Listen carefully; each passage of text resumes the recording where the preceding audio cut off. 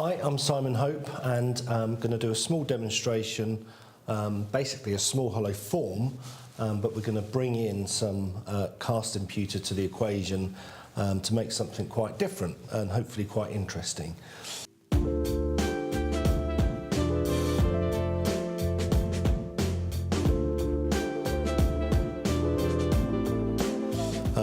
Casting pewter can be bought online. It's lead-free and it's a top-pouring jewellery grade pewter. It's mostly tin with some copper and antimony. It's very soft. You can just turn it with ordinary turning tools. It's very easy to do, which hopefully I'll demonstrate. I cut it into small blocks just on the bandsaw. You don't need a special blade. Melt it down and pour it into a mould in which it will cool down, and then we can turn and shape and texture. So just some samples. There's a small bowl with a pewter rim, something that I've made, and also for texturing, which is similar to what we're going to do to the hollow form, is just like a collar and some texturing on the pewter there. So that's the sort of project that we're going to do. Let's get going. So before we get to the sort of interesting stuff of actually doing the pewter, we need to start on the hollow form first and get our shape. Once we have our shape, we can then sort of work out the size to actually cast the pewter. So we'll put this to one side, mount up the hollow form piece of wood, and start shaping.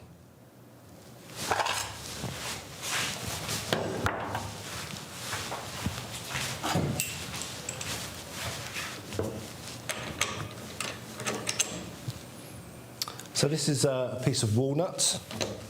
It's an American black walnut.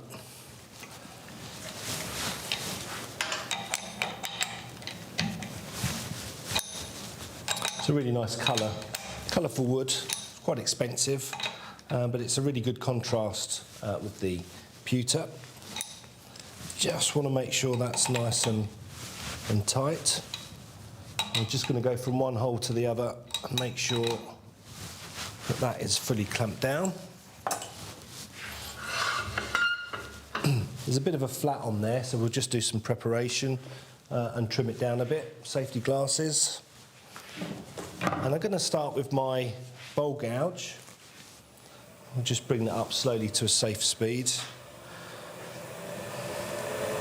Around about 2000 RPM just to begin with. And I'm just going to use the side wing just to skim over and just take that flat out. I'm going to try and knead that as big as possible, just a tiny bit more. Yeah, that's it. So we're going to do some shaping, and normally I sort of would come down about a third, yeah, if I'm doing a hollow form. It's just going to be a sort of typical almost balloon shape.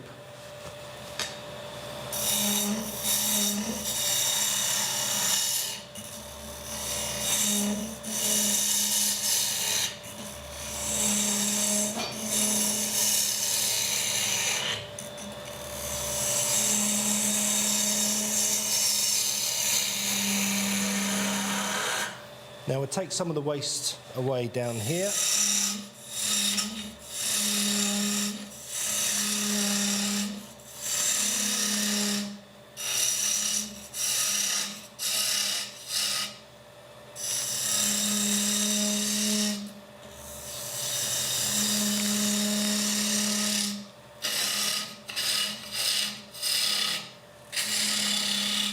And just start to sort of get the structure of the shape roughly how you want it. So it can tuck down just a little bit more there. We've got to leave some strength there to actually do the hollowing. So we're just going to do a nice sort of finishing cut down on there, down on that side.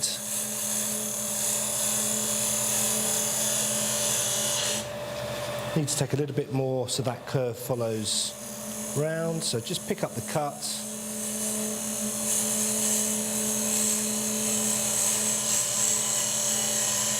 And then we need to have a fairly flat top.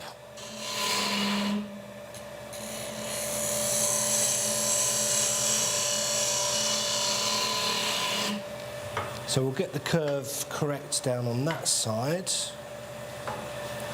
we just pick up the cuts, rub the bevel, just lift the handle so it just engages.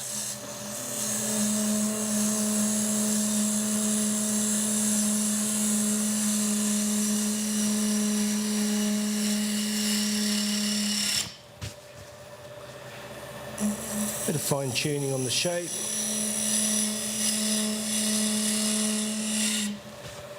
Reasonably happy with that, just a little bit up here. It's not very good. I think that all flows quite nicely. Obviously that's got to be sanded in. Bit of a bump just down there, we'll just take out.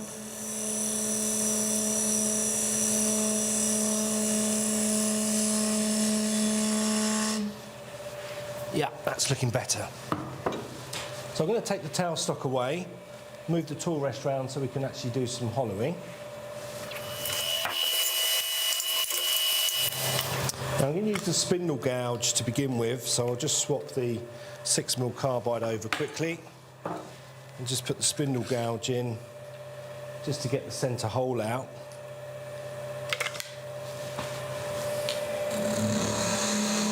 You could use a drill for this, but I just like to use the spindle gouge because it's quick and easy.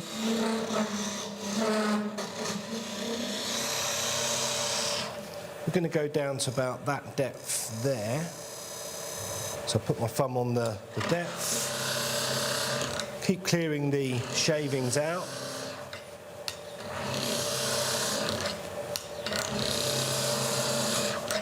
Nearly there. Excellent. So we're going to put the 6mm carbide in from the box set. The 6mm box set comprises of a small handle, a grub screw one. Has the straights, which we'll do most of the work with, and then if we need it, we have the hook tool. Now this has been upgraded from the old box set. It has a smaller curve and is less aggressive, and much nicer for just getting around the corner and doing little projects like this. So we'll show you those tools and how they work. So let's just get that one mounted up. I like to try and have the cutter in line with the grub screws so that you can see whereabouts, what orientation it is as you're cutting. So if you go over at 45, it's a less aggressive cut, and you can see that by the grub screws. So that's why I line it up like so. So we're going to start hollowing. So if you're new to this, don't go in horizontal like this. Always start with the cutter over at 45.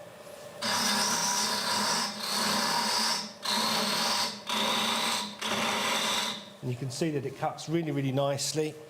Let's just move that in a little bit. And what we're going to do is just try and core down the centre. If you do that first on the hollow form, then you can start working round into this space. And the trouble is, mostly with hollow forms, when you get started into them, is that the shavings sort of clog everything up. So it's quite slow to begin with because you have to keep stopping and clearing the shavings.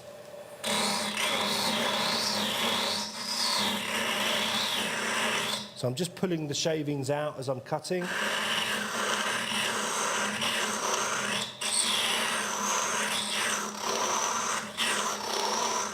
Just move that rest in a little bit closer.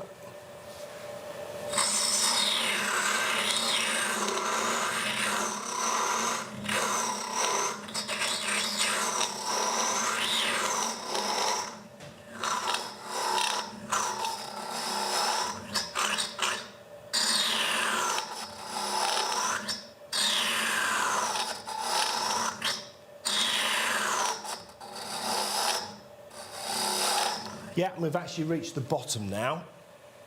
I could just feel that sort of bottom out, and that's a really good way of doing it by drilling the hole first, and you can feel as it stops cutting at the bottom, and you know you've reached the bottom. So we're going to start undercutting now, and again it's going to keep clogging up with shavings, so I might have to stop and just clear those. So what I tend to do is just move the rest over slightly at an angle like that.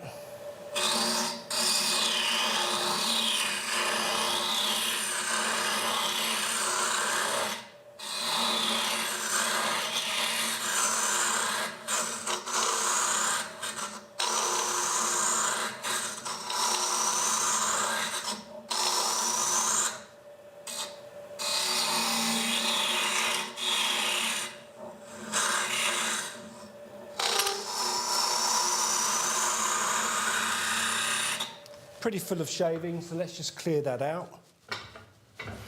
Don't put your finger in there while it's moving. That's a big no-no because it will just, could actually really damage you. So make sure you stop the lathe to clear the shavings out. So it's quite a small hole that we're going through. Obviously it's easier the bigger you go, but it's about right size for the project that we want to do. Just clear those shavings out. So yeah, we've started to come round there now. It's probably about that sort of thickness, but most of it's sort of hollowed out on the inside. It's just a question of getting the right wall thickness now.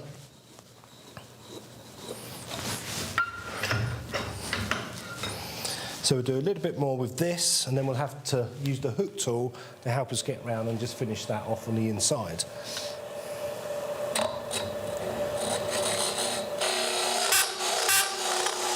So a little bit of aggressive there, so just steady. We're obviously reaching down a little way, so just ease back on the amount of cut. So just get it started.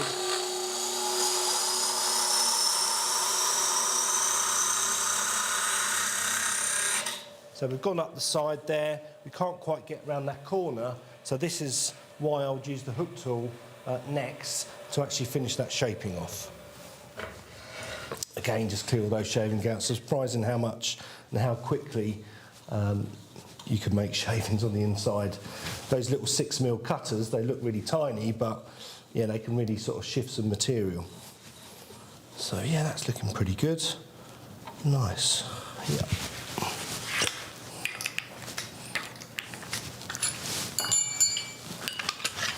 So the new upgraded hook is slightly longer as well, and the reason for that is you can't sort of turn on this front area. You always have to be on this part on the rest. So it's slightly longer to allow for that sort of lean over that you need to get the hook in. So we'll just make sure we're in the right position there. See, it just wants to come back just a little bit. We might have to adjust the rest down as we go down to do the bottom area. But yeah, we can get that in now. So yeah, these are typically more grabby because it's a hook. So what I tend to do is always try and sort of trail it down. Be wary, be mindful that it can be quite grabby. So to have good hand holds, make sure the handle's in line with your arm for support, and always sort of tilt it down so it's less aggressive. So we're just going to tidy up this area here. And then we're going to actually start to cut and go around the corner.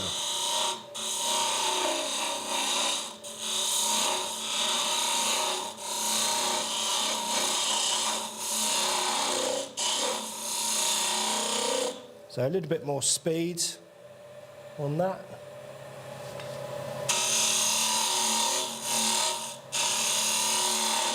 You can see the thickness that we've got on there.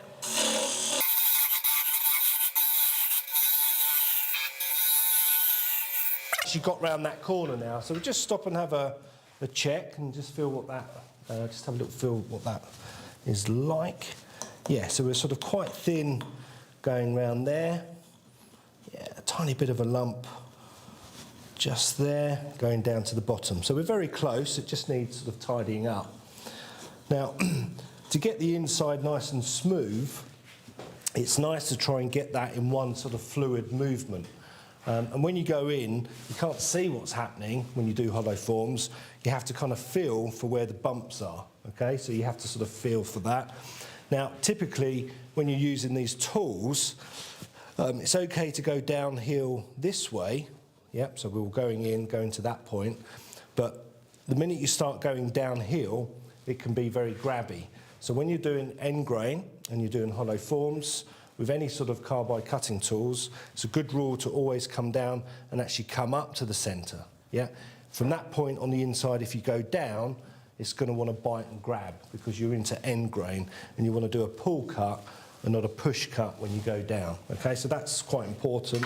And if you just follow that rule, you'll have much more success in hollow forms. Now, when we go down to the centre, I'm just going to ease it down very slowly. until I feel it at the bottom, and then we can start sort of drawing up the side and get everything smoothed out. So here we go, going down to the bottom, nice and gently, yeah, to the bottom.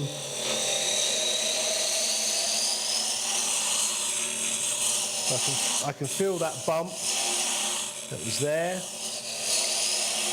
So I'm just smoothing that out. So remember, be careful going down the hill.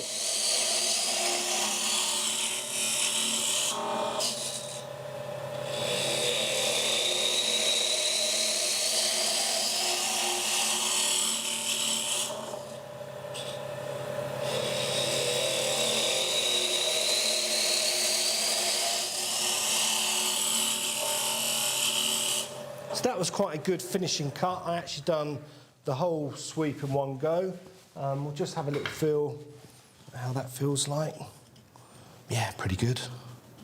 Yeah, maybe one little bit there, but with the same sort of thickness all the way down. You can use calipers. I can feel that by testing the wall thickness in there. So let's get all those shavings out. Yeah, you've got to do that, because if you get too much shavings in there, it could literally build up and actually grab the hook tool. So you have to keep clearing the shavings. At home, I have an air compressor and got safety glasses on, but I just cover and just blast all the pieces out. Makes it quick and easy. Yeah, so yeah, we're pretty good there. So you can't see what's going on. I can feel that there's just a little bump on the inside there. So I'm just going to finish that off, and yeah, it'd be nice to make a good job of this. So a little bit more. So nice and gently going down till you reach the bottom. Got to find the centre. We'll just start cutting on the centre point, and then you can ease round.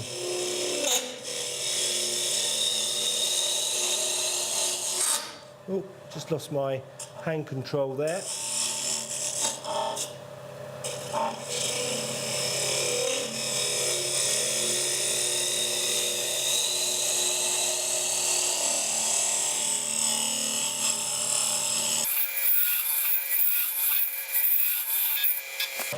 Good, I think that's that done. I could just feel, yeah, I've got it.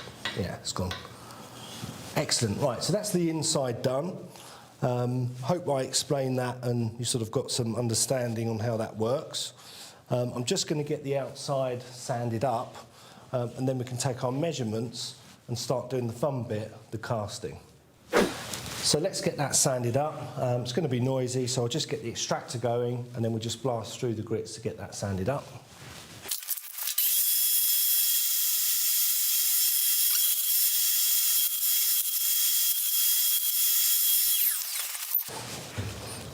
Okay, what I'm going to do next is just turn this around and finish the bottom off. But before I do that, I'm going to do the casting, because that can be cooling down while I'm just finishing turning the bottom off. So the two sizes that we need off of this, just use my verniers.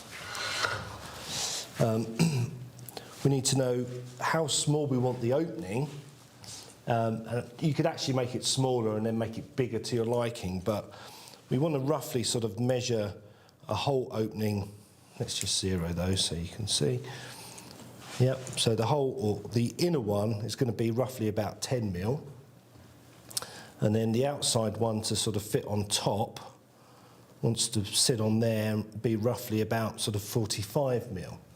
Now when you cast the pewter, you don't get a very clean edge in the wooden mould that we're going to make.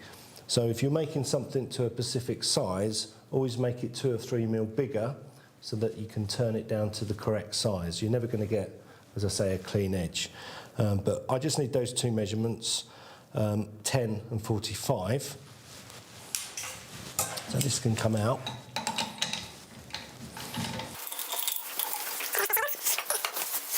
And I'm just going to use a scrap piece of wood as a mould. Just get that mounted up.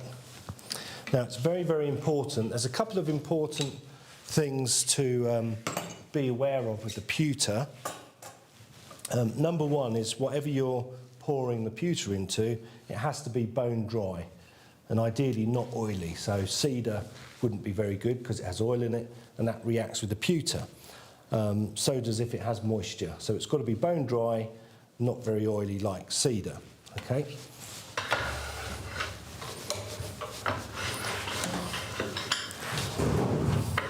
So those two measurements of 10 and 45, we'll just transfer those on here.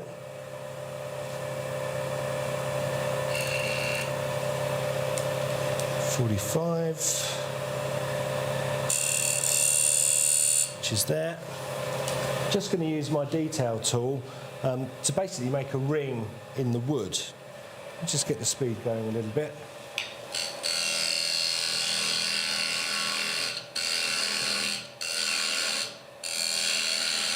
And I'm just going to step that out. And I'm going to make it about sort of 8 to 10 millimetres thick. Doesn't matter if it's too thick because we're going to turn it. We're going to turn it thinly to the correct size. So this is just to get a rough size so that we can turn it down.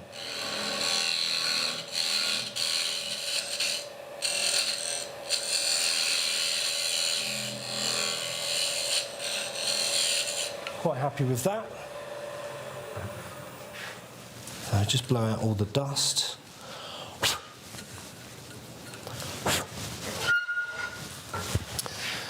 So what we're going to do is we're going to take this, we're going to set up the bench at the back with the pewter, and then we'll just talk about a couple of little safety things and actually start melting. So I have a fire extinguisher just in case. Generally it doesn't cause any smoke. You can collect all the shavings and put them in, but they do tend to smoke because they get sort of dust in them. So just take some bits out. This is obviously left from the last bit. And then we're just going to pop in a couple of bits to make sure we have enough to actually to melt and pour into our mould. So we'll just get that fired up, like so. That goes on there.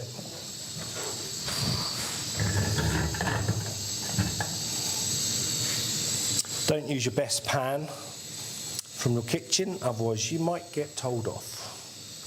So buy an old cheap pan to do this job. And it normally takes around about just a minute or so. It won't be very long before that actually starts to melt. Obviously don't stick your finger in there once it goes to liquid. So we've covered the sort of first safety thing. Which is this wood's got to be dry.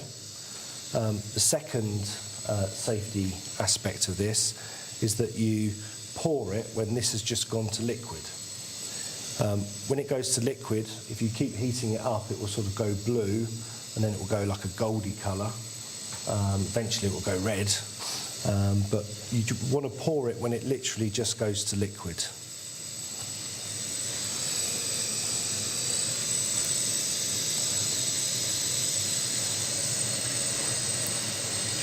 Okay, so we're melting away.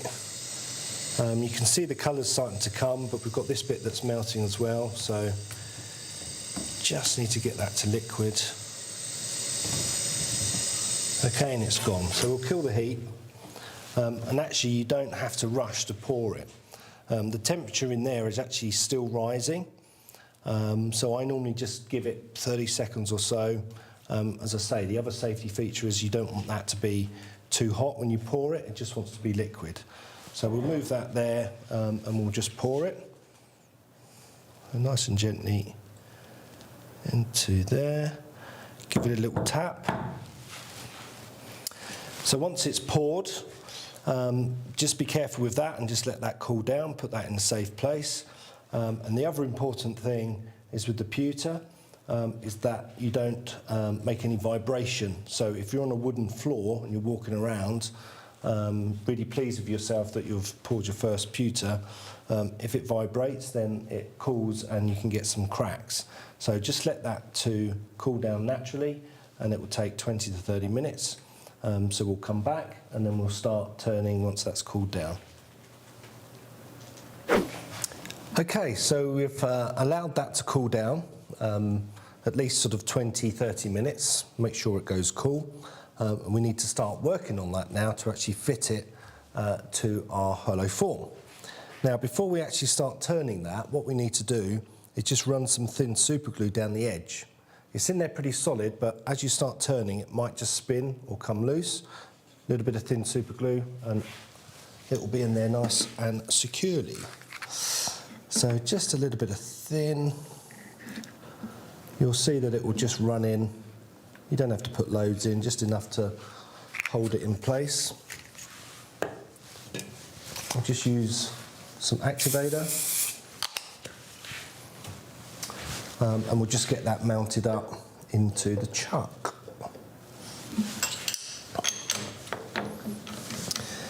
So this is the underside that you're not actually going to see. So we need to sort of turn this and make a spigot so it fits onto the hollow form. Once we've got the underside fitted onto there, we can actually take it out of the mould, mount it in some pin jaws and turn the top shape and do our texturing and everything like that. So I'm just going to use my verniers just to get that measurement there and just lock that off, double check. Yeah. So be very careful if you're using super glue on the lathe and make sure that that's gone off. We don't want to spin the lathe up and super glue comes out, so make sure it's gone off, or that you've put enough activator on there and left sufficient time for it to all activate. Now, as you're turning, if you suddenly start smelling the strong super glue smell, then just stop and make sure that there's no glue coming out. As regards to sort of turning the pewter, it's actually really, really easy. You don't need special tools. Ordinary HSS tools are okay, and they're not going to blunt the tools. Turning pewter is just like turning hard timber, like blackwood or rosewood or something. The thing that it does like or prefer is scraping rather than a bevel rubbing cut. It doesn't like the bevel rubbing because it builds up sort of heat. So more scraping. So I'm going to do more scraping on the wing, but just with ordinary tools. So we just need to get that trued up. Just make sure there's no glue coming out. That's fine, I can't really smell anything. So swept back bowl gouge, we're just going to go over on its edge and we're just going to start, yeah, very gently. You know, you don't have to put a lot of force or effort into it. Nice and gently we can start cutting, and we're actually getting shavings coming off.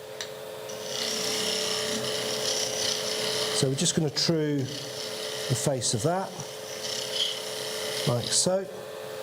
So you have to watch for the shavings because they like to build up underneath, and all of a sudden the shavings can sort of pick up and start spinning around. They won't hurt you, but you don't want them going into your eyes or whatever. And generally all the shavings get collected. So I normally have a good sweep up before I start doing this, and then all the shavings are collected and remounted. So you're actually not wasting a lot of pewter. So the first little job is just to clean the inside up. And I'm just going to use the spindle gouge to do that. So we just quickly swap those over. And I just want to take the inside core out and just clean the inside.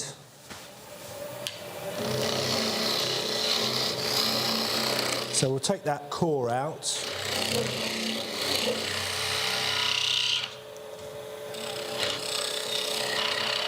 I'm just going to start to clean the inside. Put a bit of a curve in there because that's going to go into the hollow form. But we need to start now cutting and working out our spigot so that the jaws can actually grab on. Now I'm just going to get rid of some of this waste material.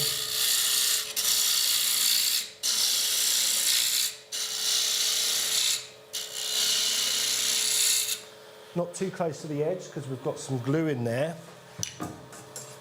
holding onto the pewter. So we can just mark like so. And then we need to start stepping out here so that we create our spigot. Okay, keep clearing all the waste out of the way. Now I'm just going to use my detail tool. Now, it doesn't really like the detail tool very much. It can fluff up a little bit, so I'm just going to do sort of short little bursts, yeah, just to sort of get into the corner and create that spigot. And then I'm going to use the detail tool also just to maybe do some undercutting on there. Let's just go into that corner. It heats up, you see. When it heats up, it can sort of fluff up the pewter. So nice and gently, just short little bursts, and that's pretty good into there. The other thing I like to do at this stage, well, we need to check that the pin jaws will actually grab onto that. If they don't, then we need to make them slightly bigger, that spigot. But I like to just clean up that edge. So don't take too much, but I just want to take a bit of a nibble on there to make sure I've got a clean edge, okay? And that way we can start offering up the hollow form to make sure that it fits on, and that this face here is tight against the face on that. If there's a big curve on there, that's why I made it fairly flat. If there's a big curve, then you have to undercut this quite a lot to get it fitted on the top. So just a little bit more to come out on there.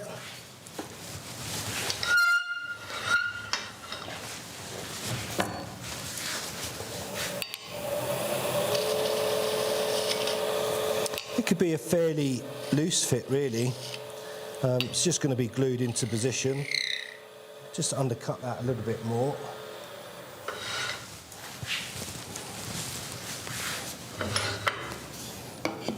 Yeah, wrong. Okay, that's good. And then what I'm doing is looking down to make sure that we've got a nice clean edge. That's why I take that corner to make sure that it's flush. Now you can actually just roll that round, and you do get some indication of how much it's actually touching. So I can see that it's only touching a very, very small amount, so there'll be a little bit of gluing there to hold it down, which is fine. You need that area to glue. So we're good. We'll just double check that the pin jaws do actually grab on there. Sometimes they have like a big chamfer on the inside edge, so you need enough for it to be long enough for that to actually grab. So I just tend to put that on and make sure that it will just grab. Yeah, they're not quite long enough. Depends what pin jaws you have. Those ones aren't designed to grab on, some are. So we just make that a little bit longer.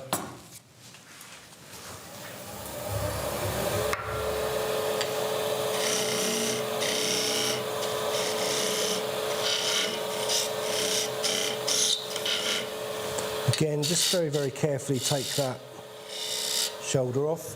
Keep clearing the waste out of the way.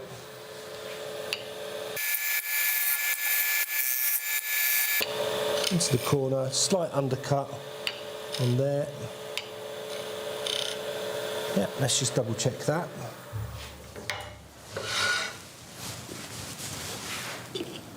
That's it, great. Yeah.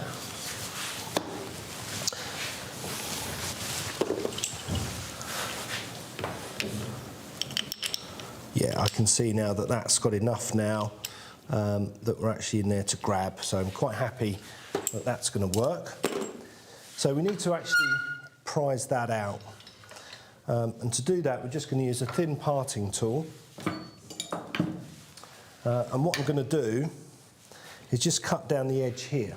Now if you cut actually on the joint, then it could just pop out at any time, so we're going to leave a little bit of wood, and it will still be stuck to that bit of wood, but just be wary, just keep an eye out.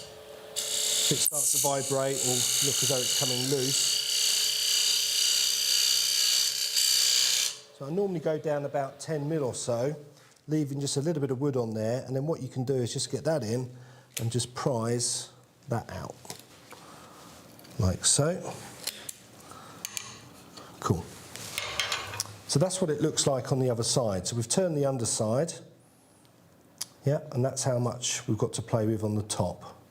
And that's enough to do our curve. I might make that slightly smaller diameter, depending on, you know, once we get the shaping done. But you can see it's very rough. So if you want to take it to a precise measurement, you have to go bigger and turn it down to the right size. So we'll get the pin jaws set up.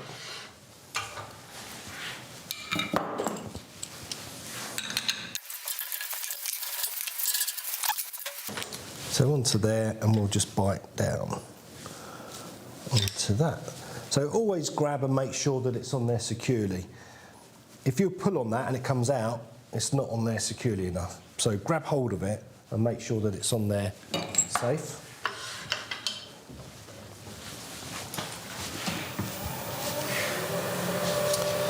So remember that sort of scraping action.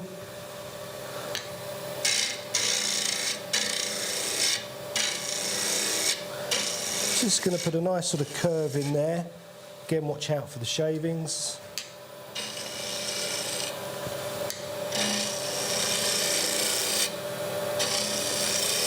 Just going to turn that down. Just take it to the edge. Didn't do much of an undercut on there. So we're just going to make that slightly bigger on that underside like so. Just using the edge of this as a scraper. Yeah, so we can just increase the chamfer on there, and then we can gently just blend that in so we meet to the edge.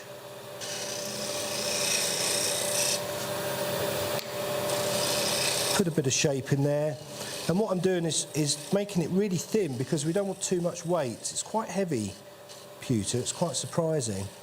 So we just thin that down.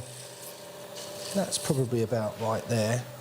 Now you can see the sort of finish we get straight from the tool. You can sand this. You can sand it, polish it, use metal polish, really get it coming up like a mirror finish, you know, if that's what you wanted. What I like to do is do some texturing. You can use a chatter tool. It doesn't really like a texturing tool.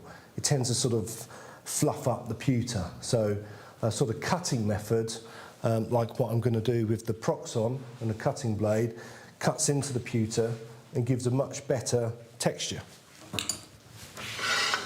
So this technique is nothing new. People have been using it to texture hollow forms and stuff for a while. This one's quite an old one, and it's got a chainsaw in it. I don't even know if you can get those anymore. I've also used one with just tungsten tips, so the more modern one, and that works just as well. I just happen to have this one, and I keep this one for just doing the pewter, but the modern one with the modern head also works. So what we're going to do is this is going to spin, and we're going to fire this up. We're going to have this about 45 degrees, and we're just going to literally rub it along the top of the pewter to give our texture. So the speed of this wants to be about 1500, something like that, 16, and then we're going to switch this on. Now the only thing I don't like about these is they've got like a little switch, so you can plug it in and it might actually start running. So be very careful when you plug it in that it's off, and just be very safe in the way that you handle it. Safety glasses, of course, because bits are going to be coming out. But as long as you've got a good solid stance and hold of this, then I think it's safe to do. So this at 45, nice and gentle.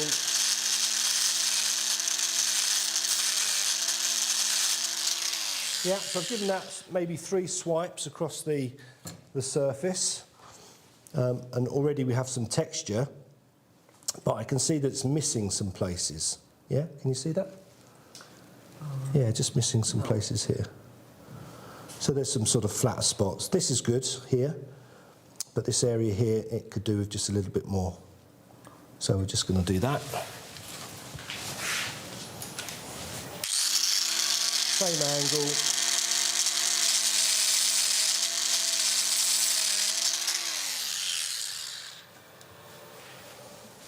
So that's much better. Yeah, so we've cut consistently all the way to the edge. Now this edge now is like a razor edge, so certainly don't put your hand anywhere near that, obviously, even to sand it. What we're going to do is just take that sharp edge away and just go back to using the detail tool, just to gently take that edge away. And also what I like to do is put a chamfer on the inside edge to sort of blend it in, and it looks like it's kind of leading into the hollow form. Yeah, so I like to put that on as well. So everything's looking good. I like to sort of de-burr it. So I'm just going to use some 4-0 wire wool just to de-burr everything. Make sure you roll it up. When you tear that off and you get lots of long fibres, they can get caught very quickly. So just make sure you roll it up before you use it, and then you shouldn't have any problems. So we're just going to de-burr everything, take all the sharp edges away.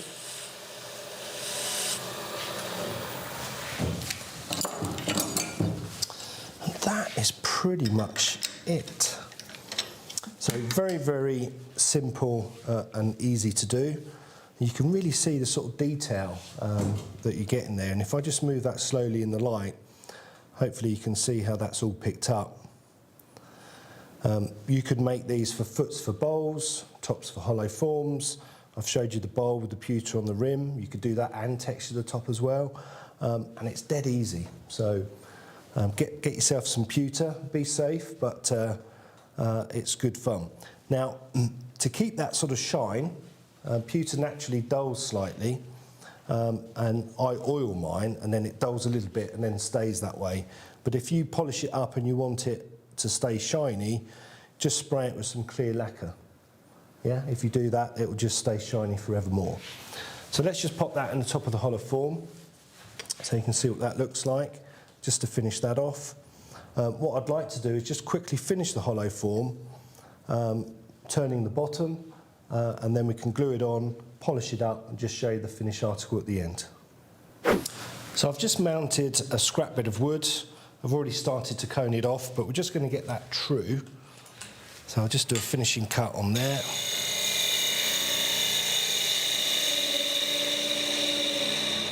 Then we're going to use that to trap between centres, but if it's really thin, you've got to be careful not to actually, break the thing. So what I do anyway is just run that up and spin the edge so I can see where that is. And I like to just put a little flat on there.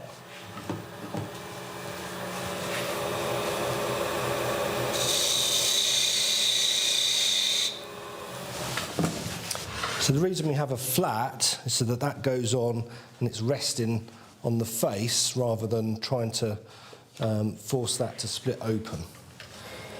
We'll just bring that up and just put a light bit of pressure on there, lock it off. It might be slightly out of true, but that's okay because we can sort of sand and blend that in. But that should run fairly happy, yep. Now just do light cuts so it doesn't sort of spin between the, while it's mounted up.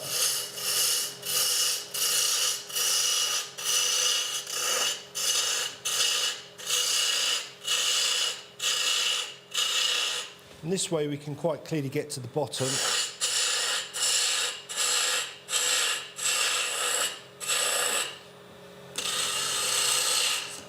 Now I'm going to pick it up from about here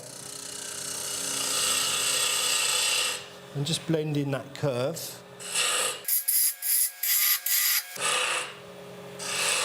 Now you need to leave obviously a bit there to keep it supported, but I just want to start making the undercut or establishing where the foot is. So nice and gently, we're just going to just undercut on there.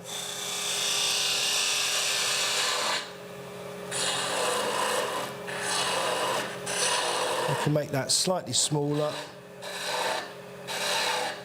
undercut, and just finish off that edge. That's it, perfect. Now, I'm just going to put a little bit more of an undercut on there. Into that point, we can get that sanded. So we only have to worry about this area here.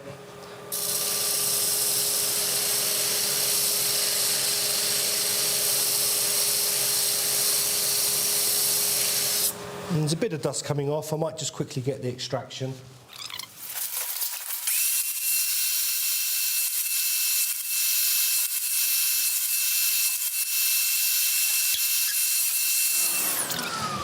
Yeah, so it just started to come loose, but we've sanded now down to 600.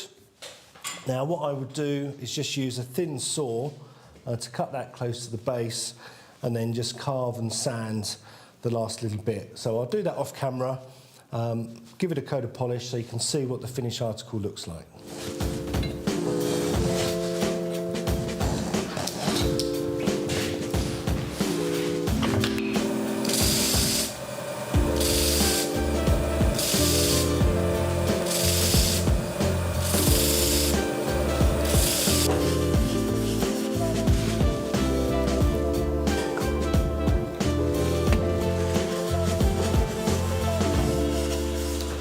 So to finish this little project off, normally what I would do is actually finish this properly. So if you're using oils, if you're using different types of polish, I would actually use maybe a good oil, like a hard wax oil, something like that.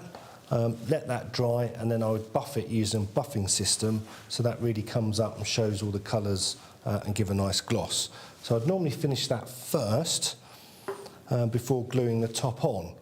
I normally just use an epoxy resin. There's plenty of different makes and manufacturers of that. Very carefully lay some epoxy resin and actually glue that on, and that would be the finished article. So I hope you really enjoyed that. You can see the really nice contrast that you have with the walnut. You could expand on this. You could actually turn a blackwood finial and actually make it an open vase, like a lid. You can thread it also with the threading tools. So there's lots of different things you can do, but this is just a vase with a pewter top, and that project would now be finished. So I hope you enjoyed watching, and we'll see you again sometime.